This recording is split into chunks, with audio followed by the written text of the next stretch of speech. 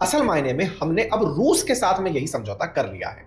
समझौते को अगर तोड़ मरोड़ कर कहा जाए तो वो ये है कि रूस की सेनाएं भारत में प्रेजेंट रहेंगी। भारत के साथ में इन्होंने जो रेलॉस एग्रीमेंट किया है, उस रेलॉस एग्रीमेंट के लिए रूस की संसद, जिसे ड्यूमा कहते हैं, वहां पर परमिशन दे दी गई है।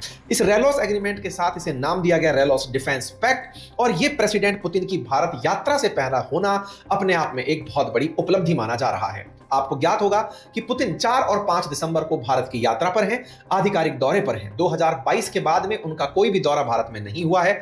वर्ष 2000 से भारत और रूस के बीच में यह एग्रीमेंट है कि हम दोनों राष्ट्राध्यक्ष 1 साल भारत में तो 1 साल रूस में मिलेंगे।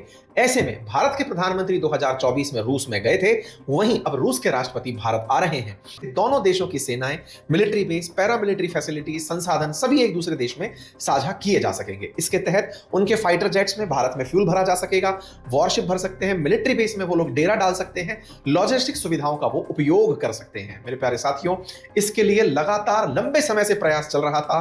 2024 में भी ये प्रयास हुआ था, लेकिन ये हो नहीं पाया था।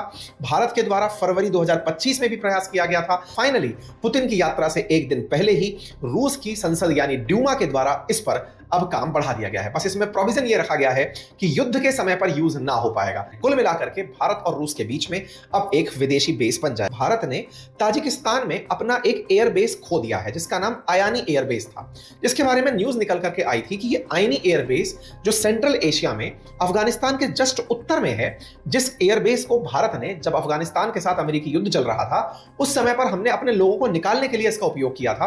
ताजिकिस्तान से हम पाकिस्तान को कंट्रोल करने के लिए इस आयानी एयरबेस का यूज कर रहे थे, लेकिन ये एयरबेस रूस और चाइना के चलते ताजिकिस्तान ने रिन्यू नहीं किया भारत के साथ, और ये हमसे दूर चला गया। आज रूस भी दुनिया के 12 देशों में 52 जगह पर अपने मिलिट्री बेसेस रखता है।